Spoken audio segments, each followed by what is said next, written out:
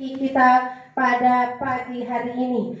Sesi pertama ini akan dijelaskan beliau, nanti Ustadz kita akan menjelaskan secara teori, secara memanajemen hati, secara semuanya akan dipaparkan oleh beliau nanti Ustadz kita. Kemudian setelah zuhur dan nanti makan siang akan ada prakteknya, Bu. Prakteknya tetap di sini, tapi paling tidak ada gambaran, ya Bu. Jadi Masya Allah nanti beliau akan menyampaikan secara hakikat umroh juga akan disampaikan oleh beliau nanti Ustadz. Gitu ya, Bapak Ibu sudah siap?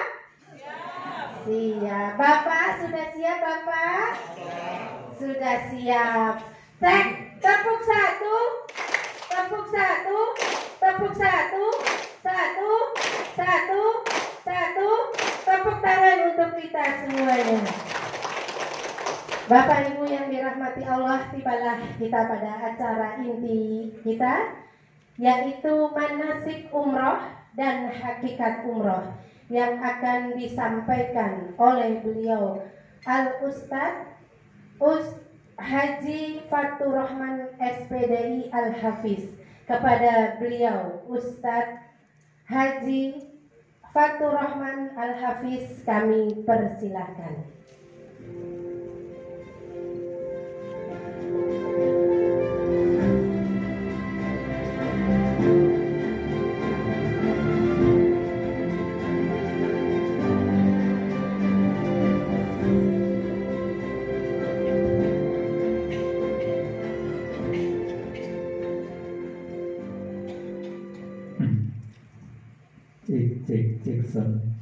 Semangat Bu, Bapak semangat. Alhamdulillah tadi MC-nya luar biasa membuat kita semangat. Jadi semangat kita tambah, kangen kita ke Baitullah tambah. Mudah-mudahan kita diberikan sehat walafiat. Amin, Allahumma amin. Sebelum dimulai saya mau pantun dulu. Hari Ahad kita manasik. Cakepnya mana? Ulangi Bu J. Hari Ahad kita manasik. Manasik di Hotel Plaza.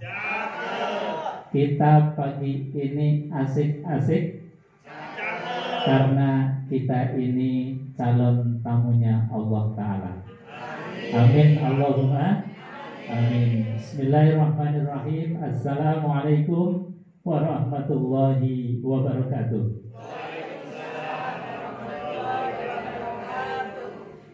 Bapak Ibu, kita baca talbiyah dulu bersama-sama sambil membayangkan Ka'bah sudah berada di depan kita.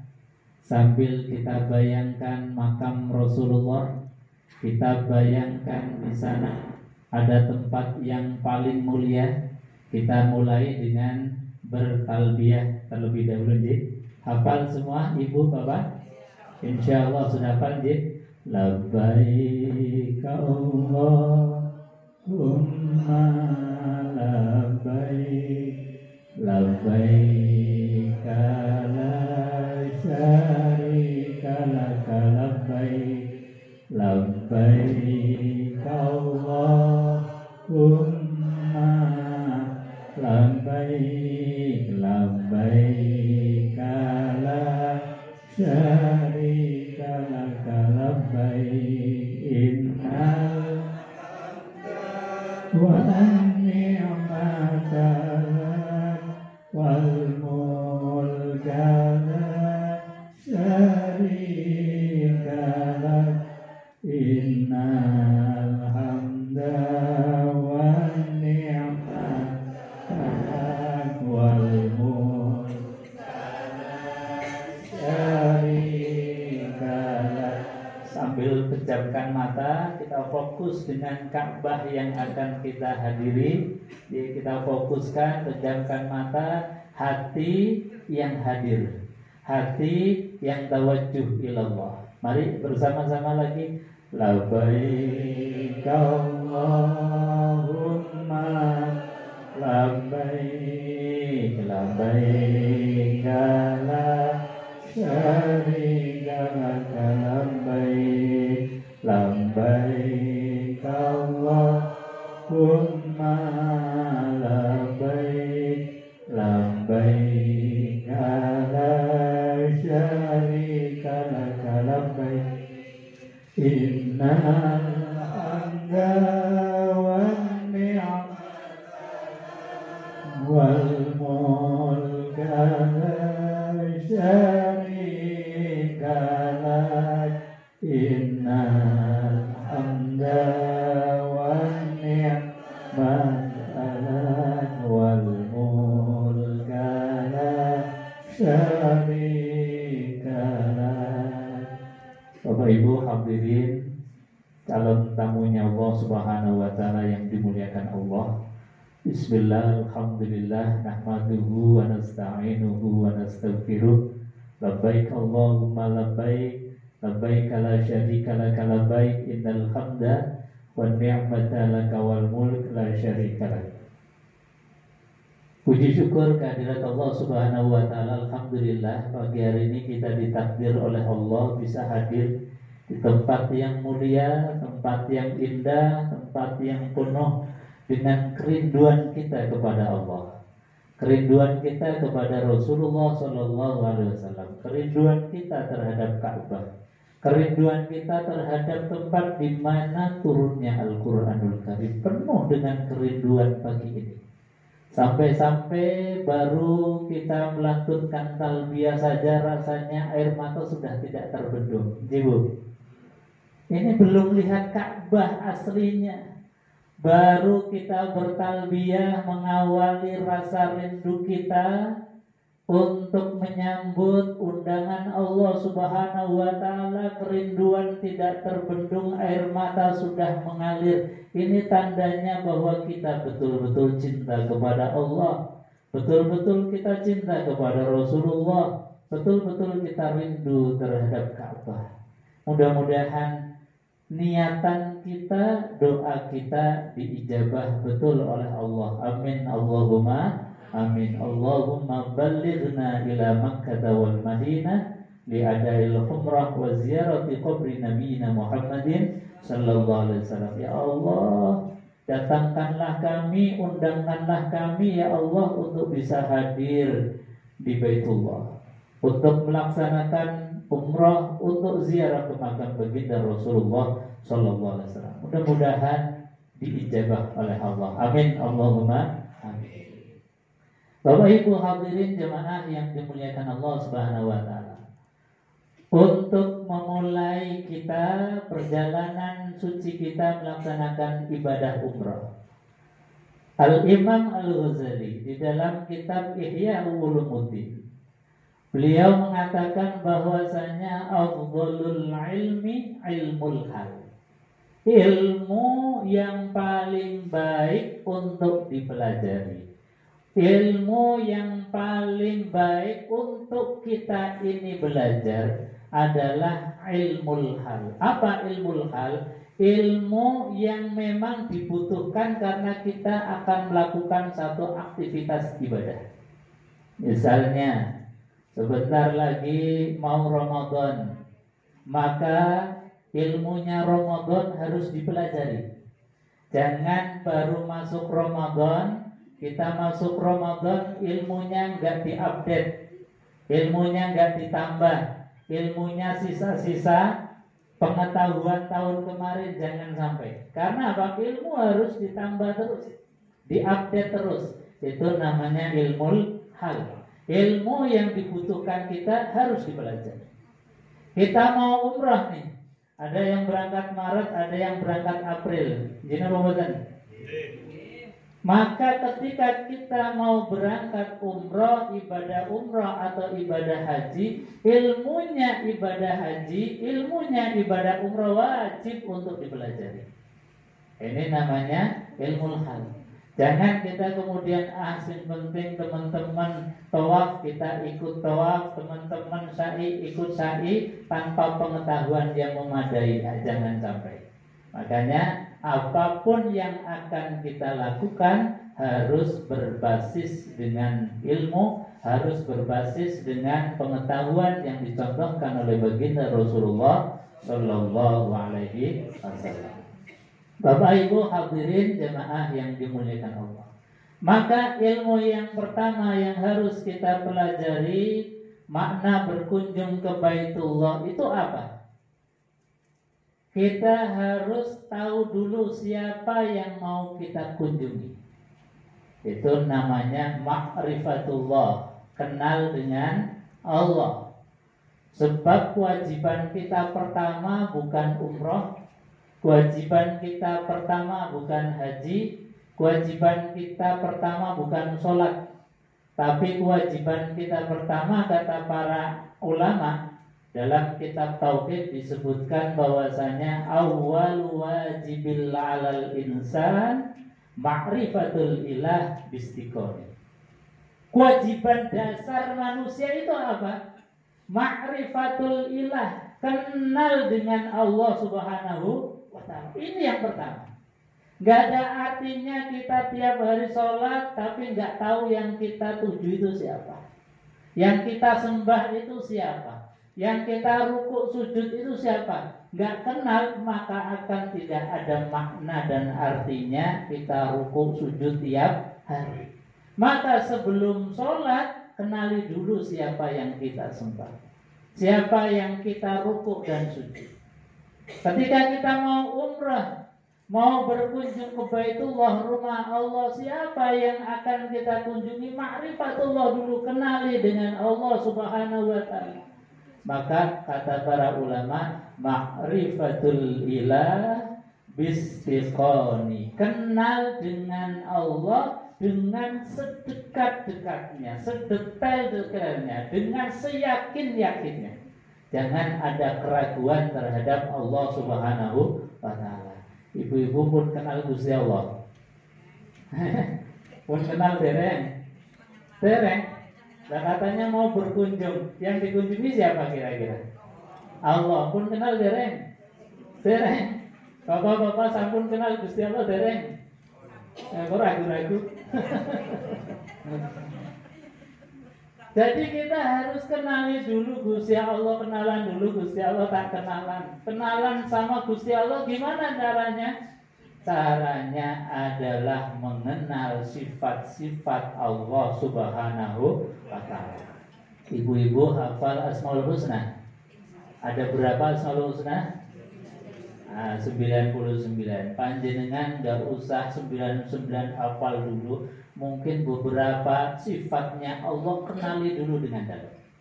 Kenali dulu dengan mendarah daging, itu adalah Allah. Misalnya sifat pertama Gusti Allah apa Bu? Ya Rahman, Ya Rahim. Rahman Rahim, coba tanamkan, kenali Rahman Rahimnya Gusti Allah masuk ke dalam hati kita. Lalu diinternalisasi dalam hati, nanti kita wujudkan Gusti Allah punya sifat Rahman Rahim, Gusti Allah punya sifat welas asih, maka saya selaku tamu harus lebih welas asih, kasih sayang dengan siapapun. Kata Rasulullah SAW, man yarhamu man fil ardi wa yarhamukum man fis sama. Kalau kita menginternalisasi sifat Allah, masukkan dalam hati, kita wujudkan dalam perbuatan, yaitu apa? Menyayangi siapa saja yang ada di permukaan bumi ini, tanpa kecuali, tanpa pilih kasih. Maka kata Rasulullah, kita akan dikasihi yang ada di langit, yaitu Allah Subhanahu wa ta'ala. Kita akan disayangi yang ada di langit, yaitu para malaikatnya Allah. Jadi tanamkan sifat sayang kasih kita kepada siapapun, lebih-lebih kepada teman satu rombongan. Jangan pernah kemudian ada gesekan, ada salah paham, ada salah ucapan di manage betul. Jadi apa? Kita wujudkan rasa sifat Allah Rahman Rahim. Kita berkunjung ke rumah Allah dalam keadaan riang gembira, dalam keadaan penuh kasih sayang. Ini adalah wujud kenalnya kita kepada Allah Subhanahu wa ta'ala. Jadi sekali lagi, kita ke rumah Allah ini membawa sifat Allah Rahman dan Rahim. Nanti selanjutnya bisa kita kenalan dulu dengan Allah sifat-sifat yang lain. Jadi intinya ayo kita kenali dulu Allah dengan sifat Rahman Rahimnya. Dengan kita perjalanan ke tempat suci tidak ada satu gesekan apapun, baik itu perbuatan maupun dari lisan kita. Insya Allah kita kembali ke tanah air tidak ada halangan suatu apapun, malah kita menjadi keluarga besar Tan-Nur. Amin Allahumma amin. Syukur-syukur tadi kata MC, kita nanti bersaudara, bapak ibu yang punya putra putri bisa-bisanan. Saking dekatnya kita, saking nggak pengennya kita berpisah dengan keluarga besar Tan-Nur ini. Bapak ibu hadirin jamaah yang dimuliakan Allah Subhanahu wa taala. Nah, kita ini berkunjung ke rumah Allah melaksanakan ibadah umrah itu dalam rangka agar kita menjadi manusia yang dimuliakan Allah Subhanahu wa taala. Jadi Bapak Ibu, tujuan kita di samping ihya sunnah, menghidupkan sunnah, mengikuti ajaran Rasulullah, juga setiap kita tidak ada orang yang tidak ingin mulia. Betul Bu? Semua orang pengen mulia. Pengen mulia di hadapan sesama manusia, lebih mulia di hadapan Allah Subhanahu wa taala. Maka bagaimana caranya? Nah, caranya kata Rasulullah sallallahu alaihi wasallam, "Qul in kuntum tuhibbunallaha fattabi'uni yuhibbukumullah wa yaghfir lakum dzunubakum." Ini kuncinya. Jalannya cuma satu. Kalau kalian cinta Allah, maka tidak ada jalan lain kecuali mengikuti Rasulullah Shallallahu Alaihi Wasallam. Tidak ada jalan lain. Jalannya adalah jalan yang dicontohkan oleh Rasulullah. Fattabi'uni yuhibbukumullah. Maka kalau kita ini mengikuti Rasulullah, yuhibbukumullah, Allah mencintai kita. Umrah ini adalah cara yang diajarkan oleh Rasulullah. Maka ketika kita Bapak Ibu mulai nanti dari miqat, Bapak nanti sudah pakai kain ihram, kemudian meniatkan labbaik Allahumma umratan. Ibu-ibu juga sudah niat labbaik Allahumma umratan. Maka sejak saat itu sudah dinilai ittiba'ur Rasul, kita mengikuti Rasulullah Sallallahu Alaihi Wasallam. Saat itu sudah mulai Allah Subhanahu Wa Taala sangat cinta dengan kita. Makanya hati-hati lisannya, perbuatan kita. Perbanyak kalimat tahmid pujian kepada Allah, perbanyak kalimat talbiyah labbaik Allahumma labbaik, baik bareng-bareng yang dipimpin oleh mutawif nanti maupun sendiri di dalam hati. Kalau bisa jangan pernah ada hati yang kosong dari memuji Allah. Selagi kita sudah niat sampai selesainya umrah, isi terus. Jangan ada kekosongan hati pikiran, kecuali di situ ada pujian kepada Allah Subhanahu wa taala. Bapak Ibu hadirin jemaah yang dimuliakan Allah. Jadi kita ke sana dalam rangka agar kita diakui sebagai umat Rasulullah dan dimuliakan oleh Allah Subhanahu wa taala. Jadi hidangan Allah sudah disiapkan begitu rupa. Mulai dari niat tadi sudah dihidangkan kenikmatan surgawi, kenikmatan. Nanti setelah mulai dari niat, kemudian kita mulai tawaf di Baitullah. Setelah tawaf 7 kali, kemudian disunahkan untuk sholat sunnah di dekat makam Ibrahim. Setelah itu kalau bisa kita minum air zam-zam sebagai penambah sunnah kita. Kemudian setelah minum air zam-zam, nanti kita untuk sa'i dari Safa Marwah 7 kali bolak-balik. Kemudian diakhiri dengan tahallul menggunting rambut. Nah, itu secara sekilas gambaran cepatnya manasik. Sebetulnya manasik itu cukup dengan setengah jam atau 1 jam itu selesai. Tapi kita harus maknai dari awal tentang bagaimana proses perjalanan kita untuk melaksanakan ibadah umroh. Terus, Bapak Ibu hadirin jemaah yang dimuliakan Allah Subhanahu wa taala. Slide-nya.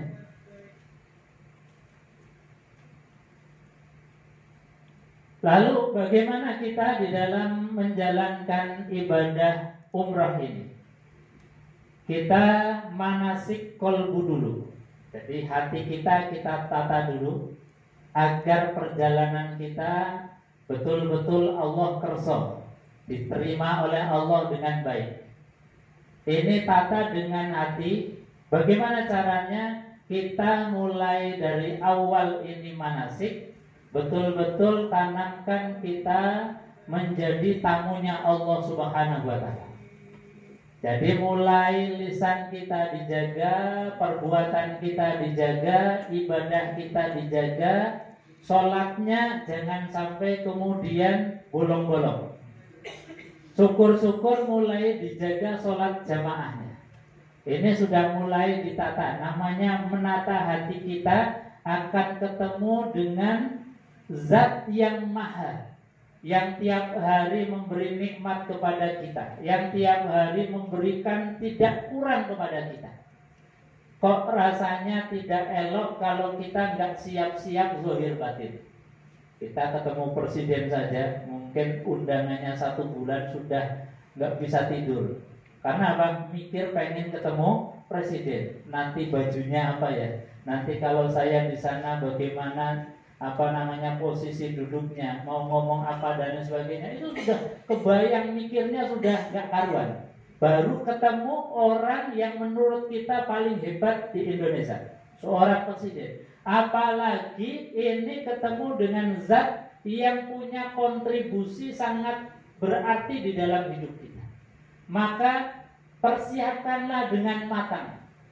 Tadi dibaca oleh Qori, wa tazawwadu fa inna khairaz zadi taqwa. Berbekallah dengan bekal takwa. Takwa itu apa dia tadi? Dalam keseharian khususnya sholatnya kita jangan pernah bolong. Jangan kemudian kita sholatnya sendiri. Kalau bisa mulai ditata jamaah terus. Itu adalah pelatihan maksimal kita. Jadi latihan jaga jamaahnya. Jamaah sholat di maghrib di masjid kita itu untuk menjaga niat kita, agar niat tetap fokus. Tujuan kita bukan pengen healing jalan-jalan, bukan pengen selfie di dekat Ka'bah, tapi betul-betul tawajuh pengen hadir di hadapan Allah Subhanahu wa ta'ala. Dan hadirnya kita bukan hanya sekedar hadir, tapi diterima oleh Allah dengan hidangan yang baik, dengan penerimaan yang baik. Maka tadi niatkan betul, kemudian ada action apa yang kita bisa persiapkan untuk melaksanakan ibadah umroh. Di antaranya tadi sholat dengan berjamaah. Yang kedua, nanti setelah kita kemudian memulai ibadah manasik di dalam umroh itu intinya adalah mengagungkan Allah Subhanahu wa ta'ala. Ibadah apapun sebetulnya adalah memuji Allah. Baik itu sholat, baik itu haji atau umroh, sebetulnya itu isinya adalah memuji Allah Subhanahu wa ta'ala. Meskipun di dalam doa kita juga ada proposal kita, permohonan kita, keinginan kita disampaikan.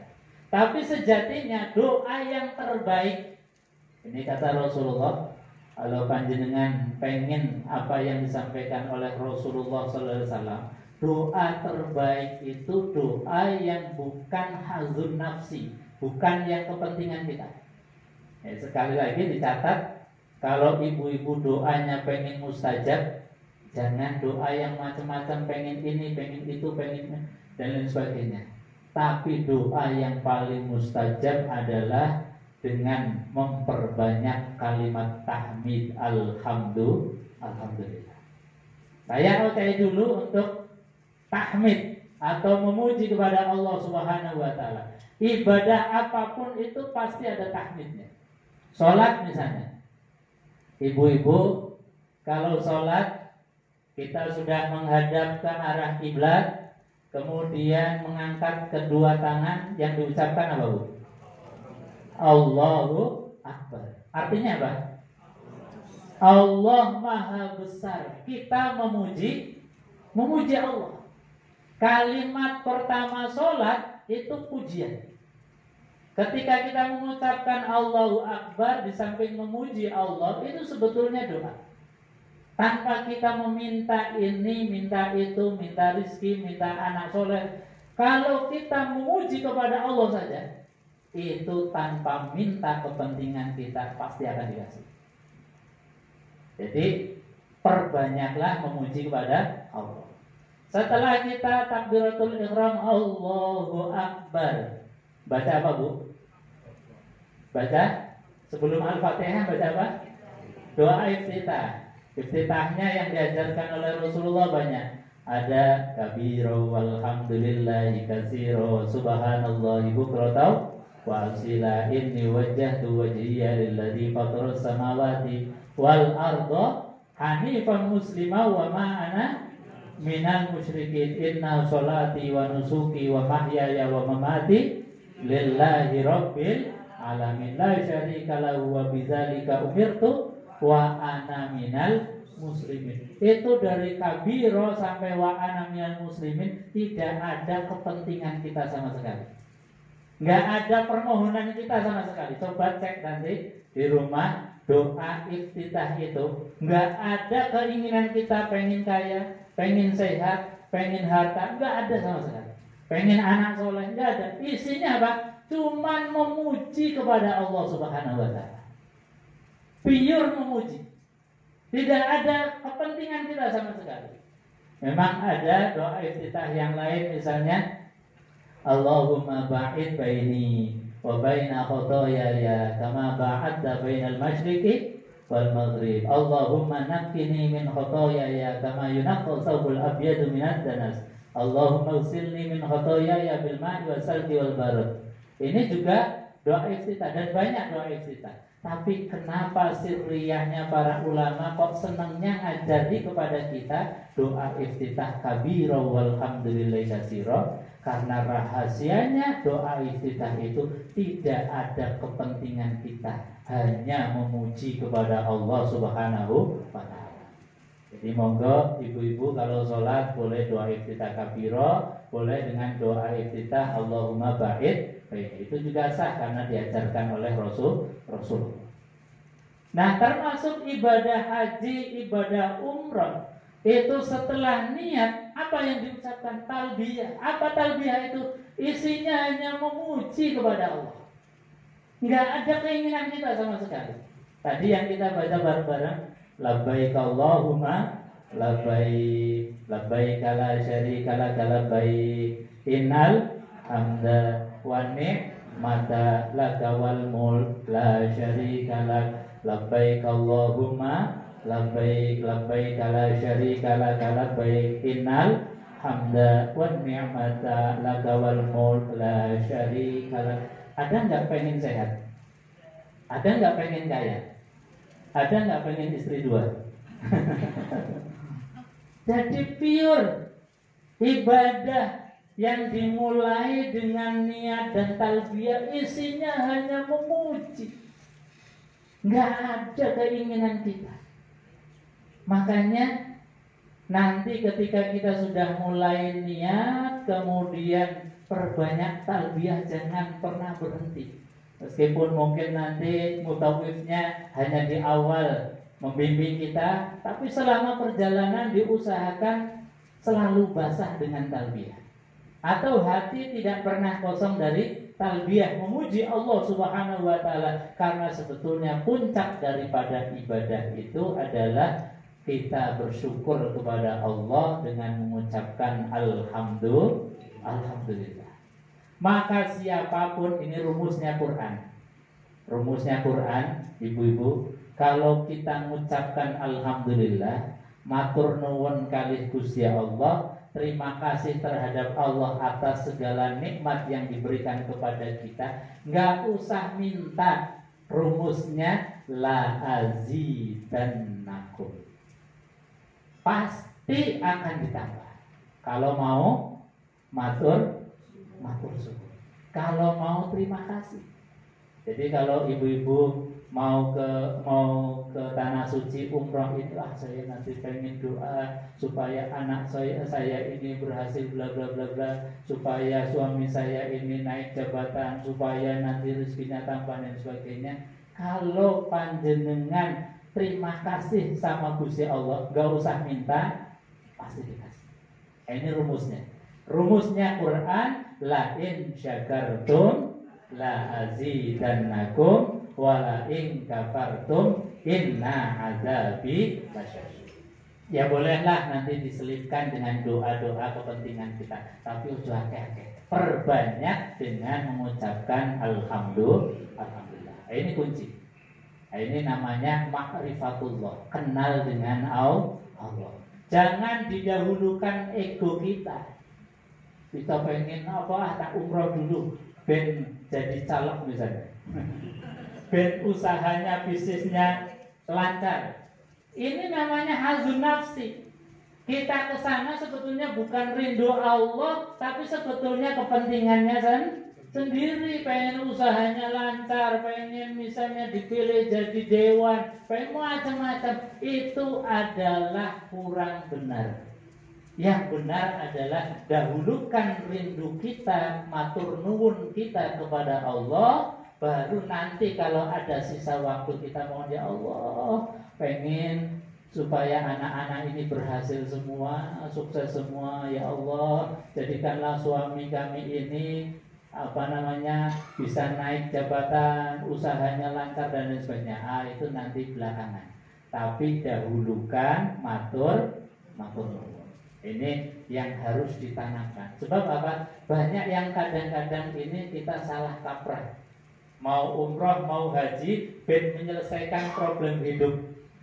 Misalnya di keluarga ada masalah, terus kemudian tak umroh, biar sana saya doa mudah-mudahan suaminya kembali lagi misalnya, atau suaminya biar nggak nikah lagi misalnya. Ini problem keluarga kalau dibawa ke sana, ini kurang benar. Meskipun nggak apa-apa, tapi tidak elok. Artinya apa? Allah hanya dijadikan sebagai problem solving saja. Kita sejatinya nggak rindu kepada Allah, tetapi karena kita punya kepentingan, dirindu-rindukan kepada Allah. Maka yang paling benar adalah rindunya dulu kepada Allah di depan. Nanti toh kalau kita pengen mengajukan proposal kepada Allah di akhir-akhir saja. Dong Bu? Dong boten?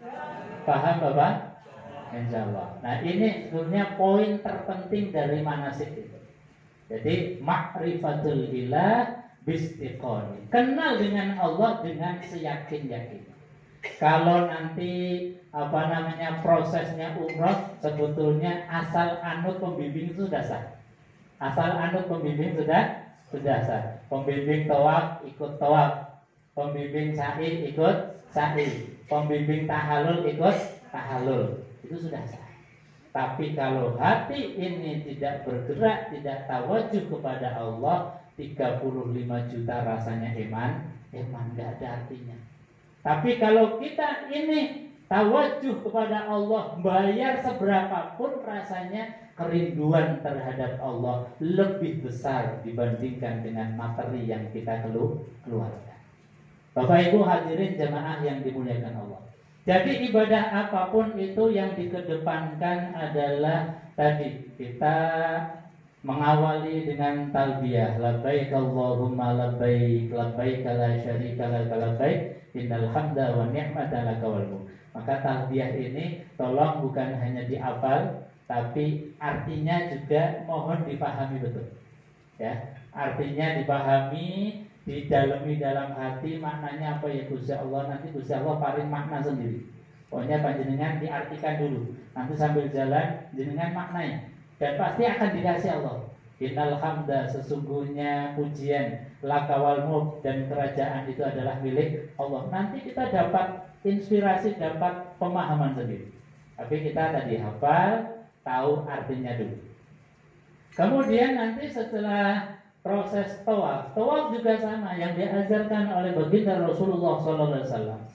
Itu meskipun panjenengan ibu-ibu sudah dikasih buku panduan, Bu. Ada yang sudah, ada yang belum ya. Itu sudah ada buku panduan yang isinya doa-doa. Mulai doa ketika mau masuk Masjidil Haram. Itu sudah ada doa ketika melihat Ka'bah pertama kali, doa. Kemudian doa ketika tawaf yang pertama. Kemudian doa tawaf yang kedua sampai dengan tawaf yang ke-7. Itu sudah ada tuntunan dari baginda Rasulullah. Tetapi dari semua doa yang diajarkan oleh Rasulullah pun isinya di dalamnya hanya memuji kepada Allah.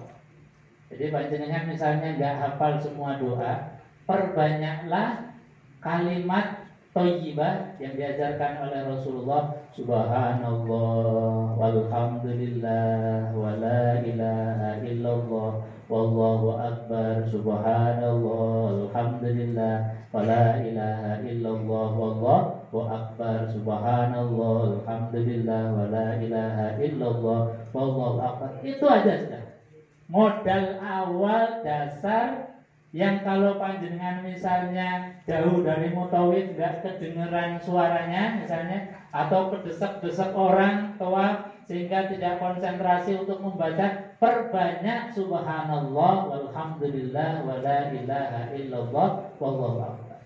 Yang intinya subhanallah artinya apa, Bu?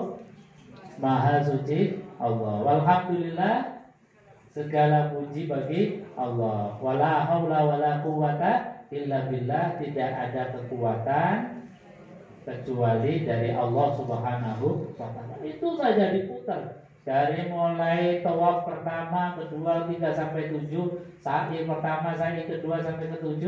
Kalau misalnya enggak kedengeran mutawif karena saking banyaknya orang, saking desek-desekannya orang, ya sudah, perbanyak itu saja. Kita memuji kepada Allah Subhanahu wa taala. Nanti kalau ada sela-sela yang bisa kita doa untuk kepentingan kita, monggo.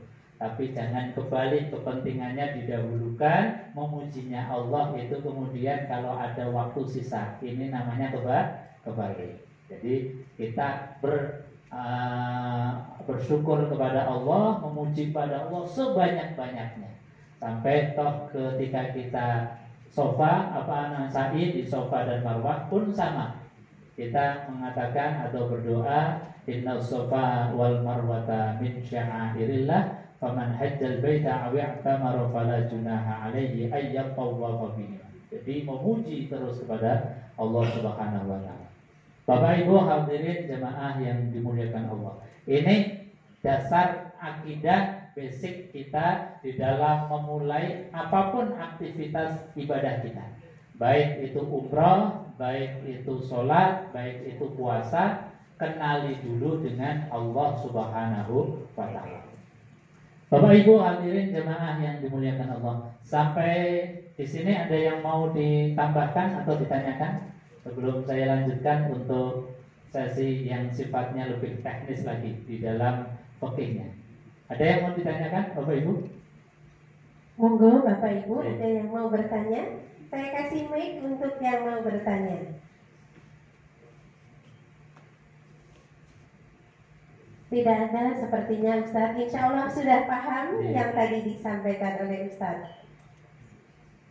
Berarti jelas semua Bu Nji? Jelas ngomong ngantuk? Bapak Ibu hadirin jemaah yang dimuliakan Allah Subhanahu wa taala. Kemudian secara teknis di dalam kita melaksanakan ibadah umrah, ini Bapak Ibu nanti perjalanan dari rumah sampai ke Jeddah, sampai balik lagi ke rumah kita masing-masing, Itu kan selama perjalanan itu banyak ibadah sholat yang kita kerjakan. Nah, jangan sampai kita melaksanakan ibadah umroh tapi justru malah sholatnya keteteran, justru malah sholatnya ketinggalan. Maka kita harus tahu dulu tentang ilmunya bagaimana sholat dalam keadaan safar. Nah, sholat dalam keadaan safar ini dalam fikih diberikan pemahaman kepada kita. Ada yang namanya sholat jamaah. Sholat jamaah itu sholat yang digabung, misalnya zuhur dengan asar, maghrib dengan isya. Itu namanya jamaah digabung.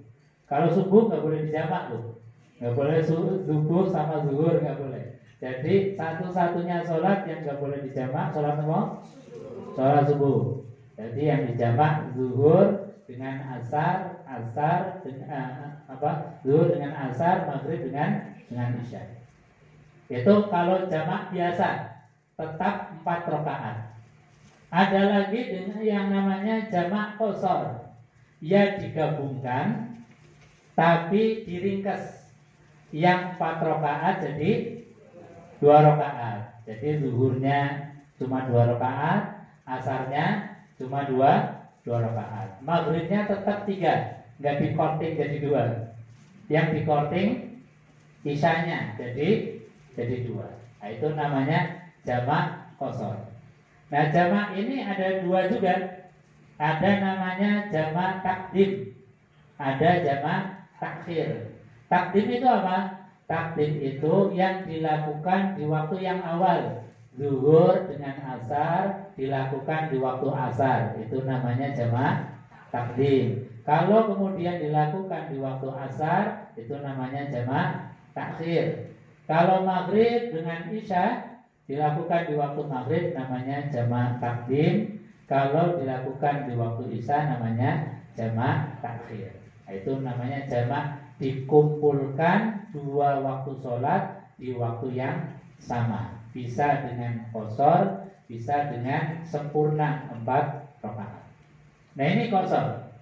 Jadi makna qashar di dalam fikih itu ada qasru sholat yang 4 rakaat dipotong jadi 2 rakaat. Ada lagi qasru sholat yang bermakna yang asalnya syarat itu kemudian syaratnya nggak berlaku lagi. Syaratnya sholat itu kan 1 harus bersih pakaian, tempat, dan juga badan kita dari najis. Itu syarat. Syaratnya lagi kita harus suci dari hadas besar dan hadas kecil. Itu syarat. Syaratnya lagi satrul aurah, menutup aurat. Itu juga syarat. Kemudian mustaqbilal kiblah, menghadap ke arah kiblat, itu juga syarat. Kemudian qiyam, berdiri bagi yang mampu. Kalau yang mampu ini sholat wajib untuk berdiri. Karena apa? Qiyam, berdiri adalah syaratnya sholat. Jadi tidak boleh kemudian sholat wajib sambil duduk, padahal dia mampu, nggak boleh. Makanya nanti di dalam pemahaman Imam Syafi'i, kalau kita perjalanan di pesawat misalnya, itu sholat yang dalam keadaan duduk, sholat wajib dalam keadaan duduk. Kalau dalam mazhab Imam Syafi'i itu belum memenuhi syarat. Makanya sholatnya di dalam pesawat itu sebagai sholat li hurmatil wakti. Sholat hanya karena waktunya sudah datang, kita menghormati datangnya waktu sholat. Tapi nanti setelah kita sampai ke tempat, itu kita harus mengqadha sholat yang tadi di dalam pesawat. Ini kalau dalam pendapatnya Imam Syafi'i. Karena apa? Mendasarkan kepada hadis Rasulullah SAW, Nabi kalau sholat wajib itu pasti turun dari kendaraannya. Turun dari kendaraan, kemudian beliau sholat sambil berdiri. Kecuali sholat sunnah, kadang Nabi itu tetap di kendaraannya. Meskipun kendaraannya menghadap ke timur, ke selatan, ke utara, ke barat, Nabi tidak turun kalau sholatnya sholat sunnah. Tapi kalau sholat wajib, ini Nabi selalu turun dari kendaraan. Makanya Imam Syafi'i, karena kita kan pakainya pesawat, nggak mungkin turun dari pesawat. Nah, makanya dalam fikihnya Imam Syafi'i, kita tetap sholat, tapi sholatnya namanya sholat li hurmatil waktu, karena ada satu syarat yang kurang lengkap, yaitu apa? Al-qiyam, berdiri. Nah, ini kalau dalam pendapatnya Imam Syafi'i. Tapi kalau dalam pendapat imam yang lain, misalnya Imam Ahmad, itu kita dalam keadaan rukhsah, dalam keadaan memang susah, sehingga diperbolehkan untuk sholat dalam keadaan duduk dan tidak harus untuk mengulangi. Ini dalam pendapat Imam Ahmad.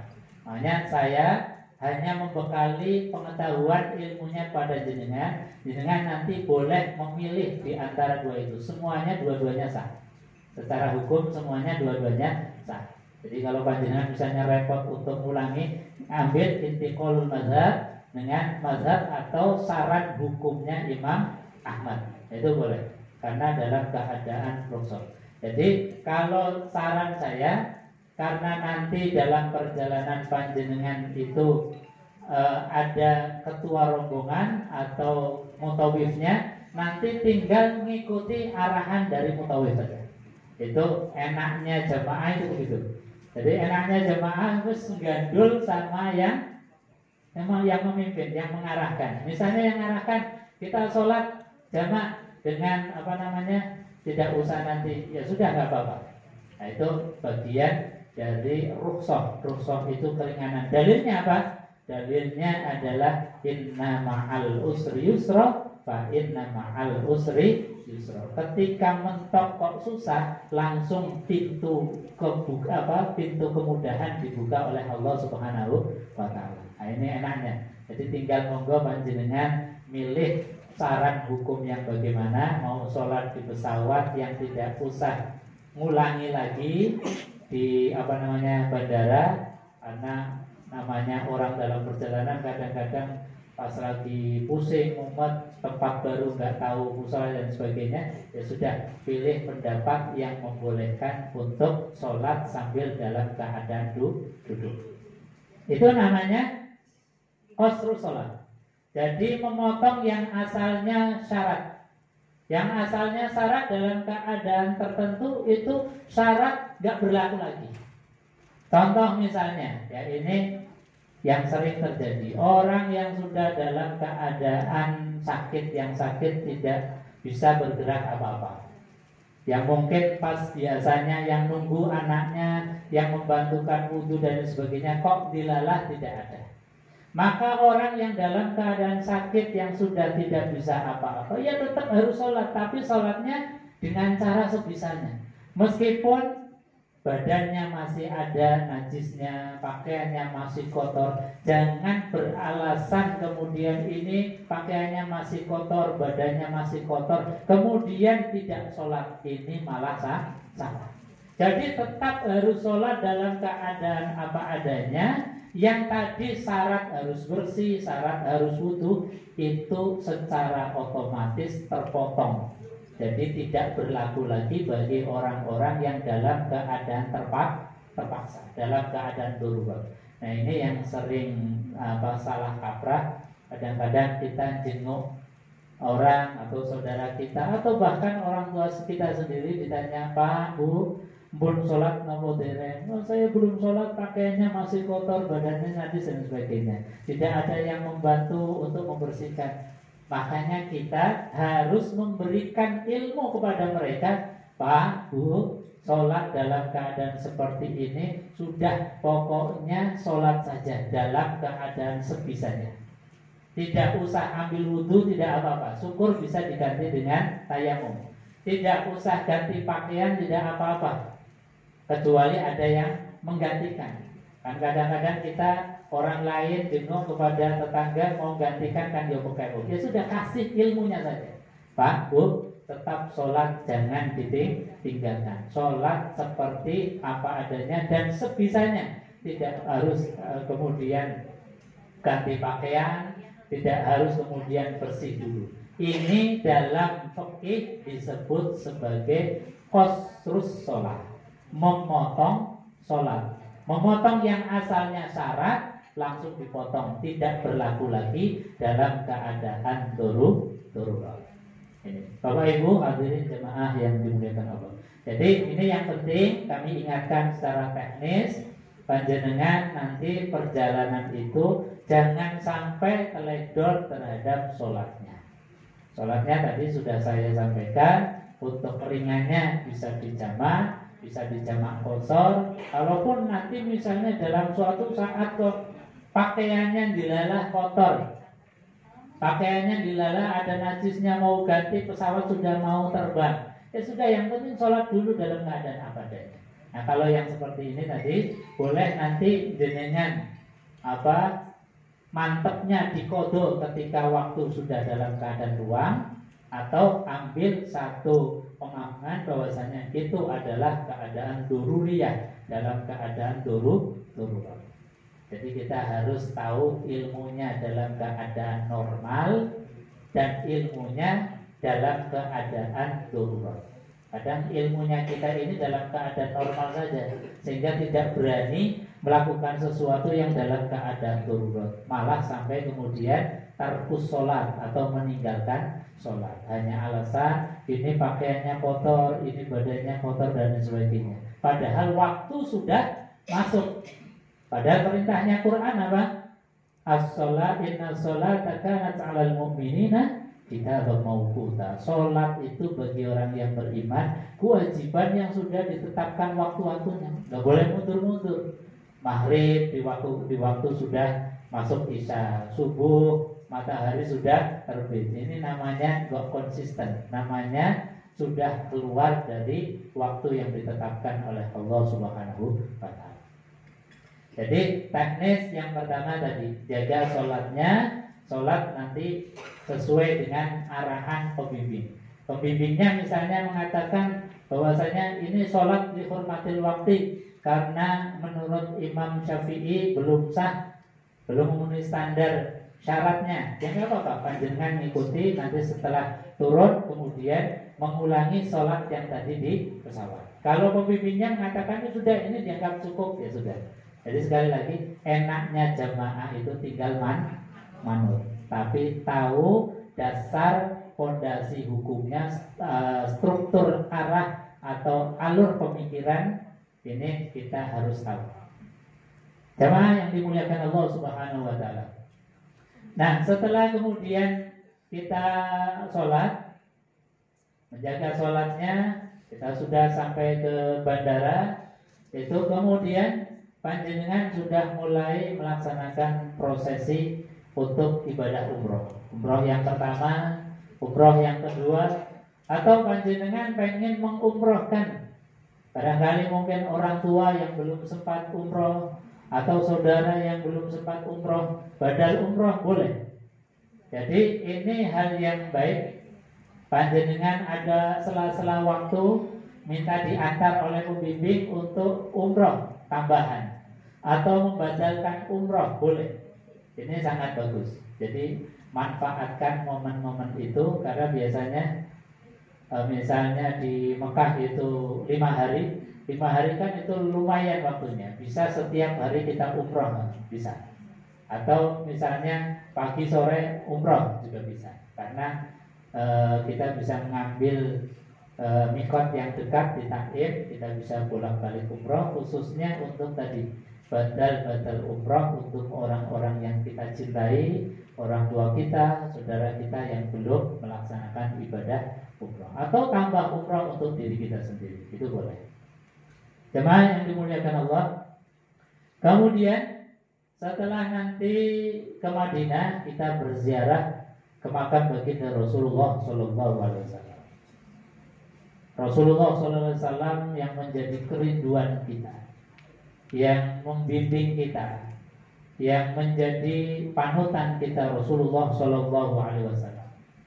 Maka perbanyaklah kita itu dengan bersolawat kepada Rasulullah Shallallahu Alaihi Wasallam. Kita berziarah ke makam beliau dengan tawadhu, dengan sopan santun. Jangan kemudian kita banyak melakukan satu aktivitas-aktivitas yang sifatnya lahun. Lahun itu sia-sia yang mungkin tidak berfaedah. Misalnya apa?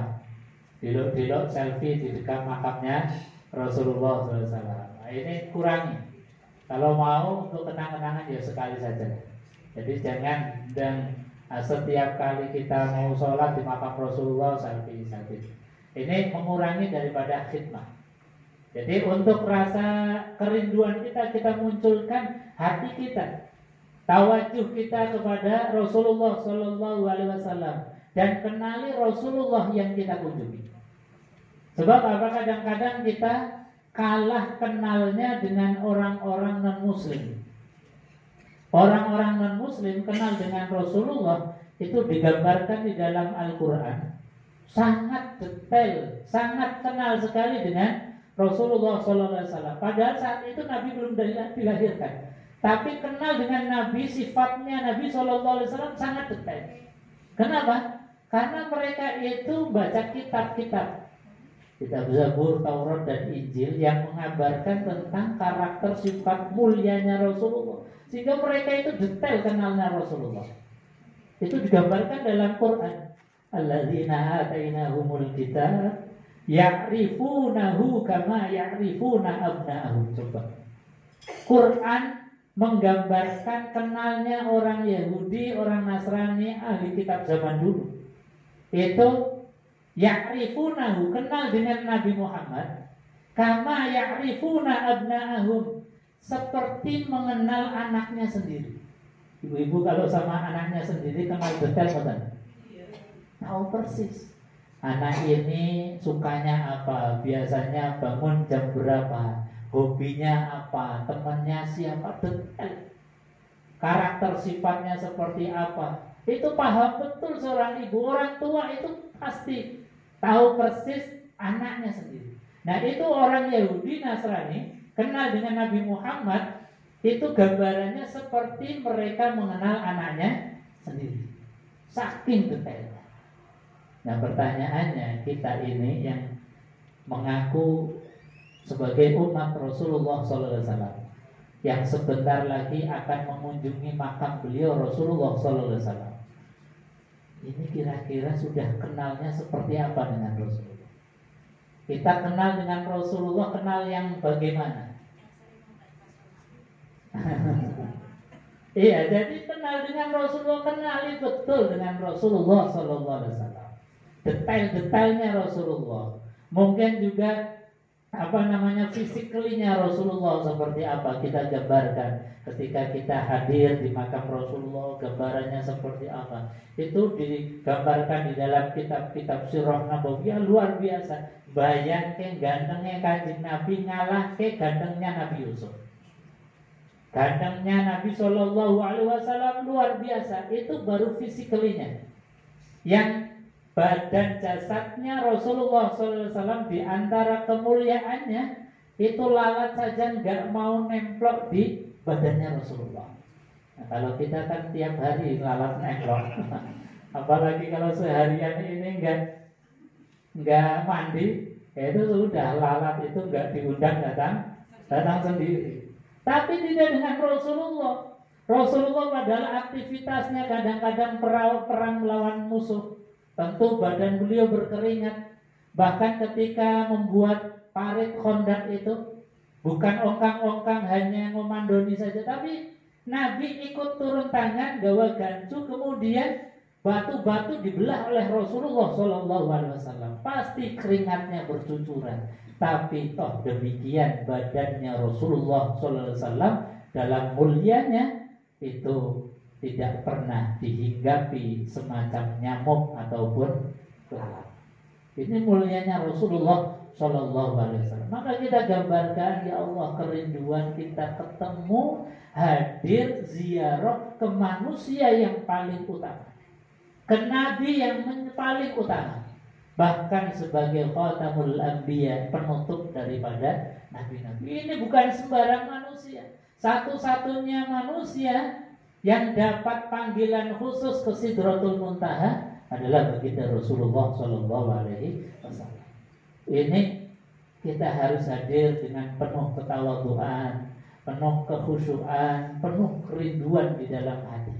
Jadi tidak sekedar kita kemudian punya uang bisa berkunjung ke sana, tetapi sekali lagi tidak ada artinya kalau tidak dilambari dengan rasa rindu yang mendalam, kecintaan yang mendalam terhadap Rasulullah Sallallahu Alaihi Wasallam. Itu baru fisiklinya Rasulullah. Apalagi akhlaknya Rasulullah Sallallahu Alaihi Wasallam yang harus kita belajar terus menerus tanpa henti. Akhlaknya Rasulullah yang disifati oleh Quran. Ini Quran yang nyifati akhlaknya Rasulullah. Apa? Khuluquhul Quran. Akhlaknya Rasulullah ya Quran. Artinya apa Bapak Ibu? Kalau kita nanti disempatkan bisa hadir ke sana, diundang oleh Allah melaksanakan ibadah umrah, itu sempatkan kalau bisa khatamkan Quran walaupun sekali.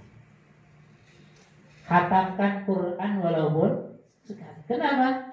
Karena menghatamkan Al-Quran artinya kita berusaha kenal detail Rasulullah. Dari mulai Al-Fatihah sampai An-Nas. Ketika kita baca itu Al-Quran sampai khatam, itu artinya kita sudah pernah membaca akhlak-akhlaknya Rasulullah. Syukur disepil sedikit-sedikit, kita tahu maknanya. Kita renungkan, ya Allah, Quran kok luar biasa. Dan Rasulullah disifati akhlaknya ya Quran. Makanya tadi kita mengajak detail kenal dengan Rasulullah, bukan hanya fisikalinya saja, tapi akhlaknya Rasulullah SAW yang menjadi teladan contoh bagi kita. Kita usahakan kita khataman Quran.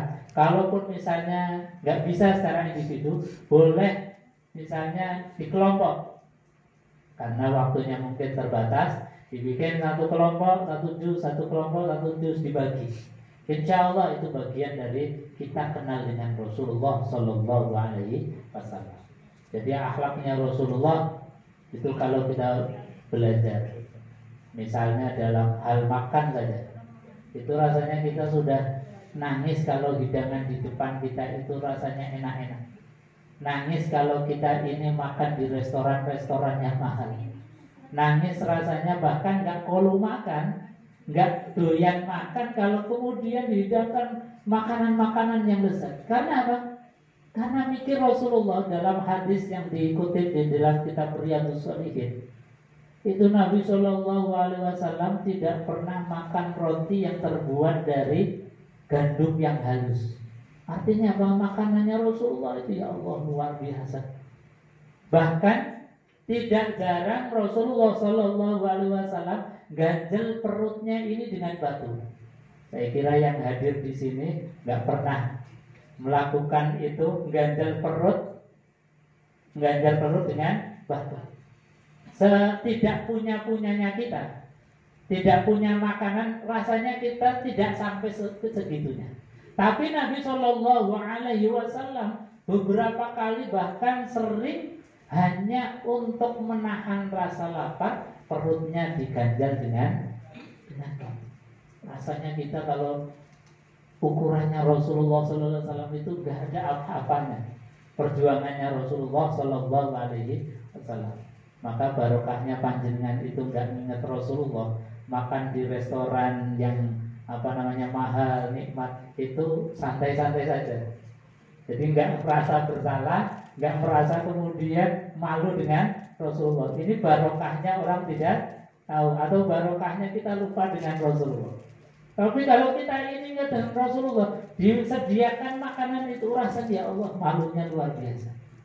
Orang yang jadi panutan kita nggak pernah makan enak, koyo kita makan enak.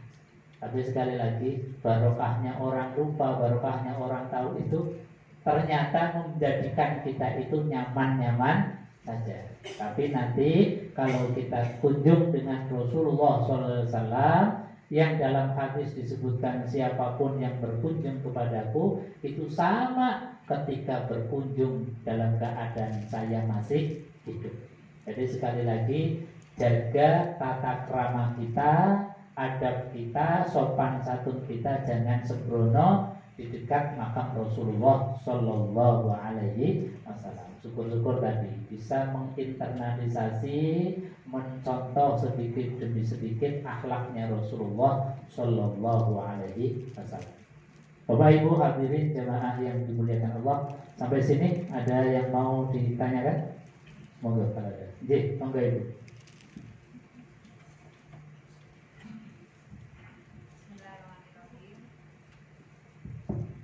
Bismillahirrahmanirrahim. Assalamualaikum warahmatullahi wabarakatuh.